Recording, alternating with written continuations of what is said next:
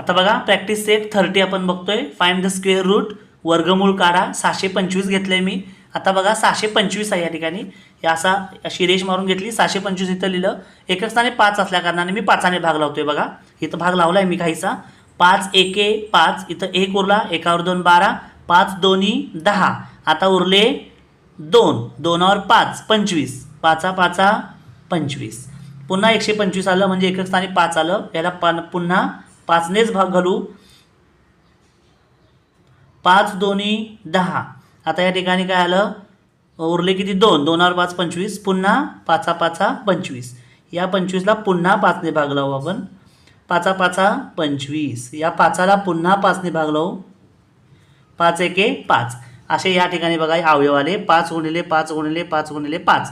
याचे 2 2चे गट करू. बघा ह्या 2 5चा एक गट, या 2 5चा एक गट. ह्या 2 5 साठी एक सिंगल 5 आपण बाहेर काढू.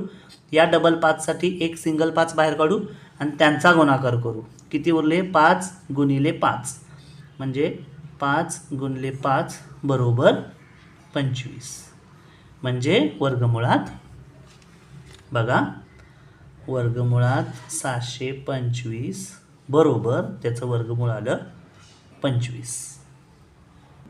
आता आपण दुसरं गणित बघूया.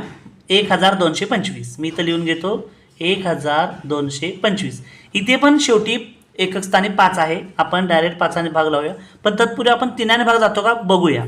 5 आणि 2 7, 7 आणि 2 9, 9 आणि 1 10. म्हणजे 10 बेरीज येते म्हणजे 3ने भाग जात नाही. आपण 5नेच भाग लावू. 5 दोन्ही 10, उरले 2, त्याच्यावर 2 22, 5 चौक 20, 22 मधनं 20 गेले, राहिले 2, त्याच्यावर 5 25, 5 5 25. पुन्हा एकक स्थानी 5 आलं. पुन्हा आपण या ठिकाणी 5ने भाग लावूया. 24 पेक्षा लहान संख्या 5 चौक 20, 24 मधनं 20 गेले, 4 राहिले, 4 वर 5 45, 5 9 45. आता इथे 5ने भाग जात नाही. 2ने भाग जातो का नाही जात. 3ने जातो का बघा. 9 आणि 4 13 नाही जात. 5ने नाही जात. मग 5 नंतर विचार करायचा 7चा. 7च्या पाड्यात 49 आहे का तर आहे. मग 7ने भाग लावू. 7 7 49. पुन्हा या 7ला 7नेच भाग लावू आणि 7 एके 7. आता आपण 2 2चे ग्रुप पाडायचे. डबल 5चा एक ग्रुप म्हणून एक 5 बाहेर घेतला. डबल 7चा एक ग्रुप म्हणून एक 7 बाहेर घेतला. म्हणजे आता या ठिकाणी त्यांचा गुणाकार करूया. 5 गुणिले 7 म्हणजे आलं गुणाकार आला 7 5 35. या ठिकाणी वर्गमुळात लिहायचं आहे आपल्याला 1225 बरोबर 35. म्हणजे 35चा वर्ग 1225 आणि 1225चं वर्गमूळ 35. तिसरं गणित बघूया आपण 289. मी इथं 289 लिहून घेतो. आता आपण कसोट्यांचा विचार करूया. 2च्या कसोटीचा विचार करूया. एकक स्थानी किती आहे 9 आहे. 2च्या कसोटीसाठी एकक स्थानी 2 4 6 8 किंवा 0 असावं लागतं. 2ने भाग जाणार नाही. 3ची कसोटी बेरीज करूया. 8 आणि 2 10 आणि 9 19. 19 येते. 3च्या पाड्यात 19 येत नाही म्हणून 3ने पण भाग जात नाही. त्यानंतर विचार करूया 5चा. एकक स्थानी 5 किंवा 0. इथे 5 0 नाही आहे म्हणजे 5ने पण भाग जात नाही. 7ने भाग जातो का बघूया. 7 चौक 28 पण इथे 9 आहे म्हणजे 7ने भाग जात नाही. नंतर 11चा विचार करूया. 11चा विचार करता 2 एकाडेक संख्याच्या बेरजेचा फरक जर 0 असेल तर 11ने भाग जातो. बघूया 9 2 11. 11ने हे 8 मध्येच येतं. 11तून 8 गेले 3 राहतात. 0 राहायला पाहिजेत म्हणजे 11ने पण भाग जात नाही. 13ने भाग जातोय का बघूया. 13 दोन्ही 26. 28 मधून 26 गेले 2 उरतात. 2 वर 9 29. 13च्या पाड्यात 29 नाही. 13 नंतर 14 15 16चा विचार करायचा नाही. 17चा विचार करायचा. कारण आपण भाग लावताना ह्याचा म्हणजे मूळ संख्येचा विचार करतो हे लक्षात ठेवा.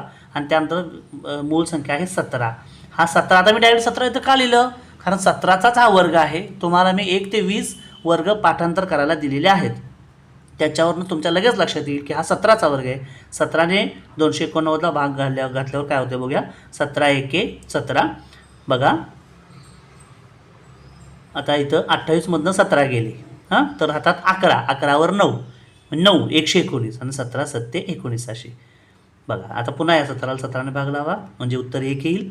ह्या 17ला डबल 17 आहे म्हणून सिंगल 17 बाहेर म्हणजेच उत्तर काय येईल 17.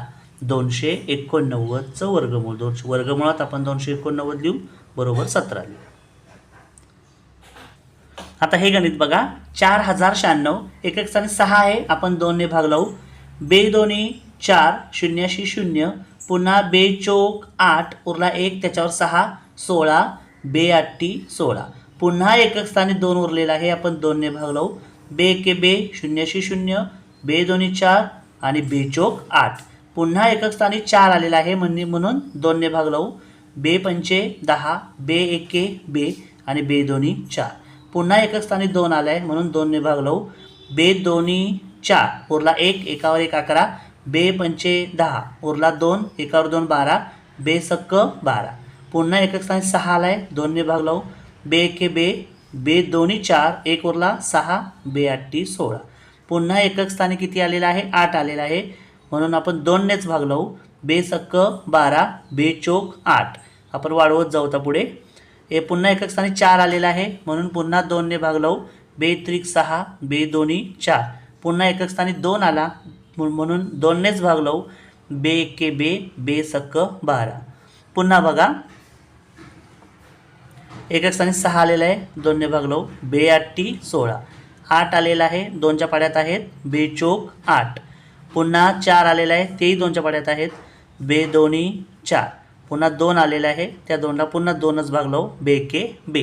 आता आपण 2 2चे गट पाडू. बघा हा डबल 2चा गट बाहेर 2 1 हा डबल 2चा गट 1 2 बाहेर हा डबल 2चा गट 1 2 बाहेर हा डबल 2चा गट 1 2 बाहेर हा डबल 2चा गट 1 2 बाहेर आणि हा डबल 2चा गट 2 1 2 बाहेर. 2 बाहेर किती वेळ आलेत बघा, त्यांचा आपल्याला गुणाकार करायचा आहे. 1 2 3 4 5 6 म्हणजे बघा 1 2 3 4 5 आणि 6 यांचा आपल्याला गुणाकार करायचा. बे दोन्ही 4 4 दोन्ही 8 8 दोन्ही 16 16 दोन्ही 32 32 दोन्ही 64 म्हणजे हा 64चा वर्ग असणार आहे. म्हणजे 4096 हे याचं वर्ग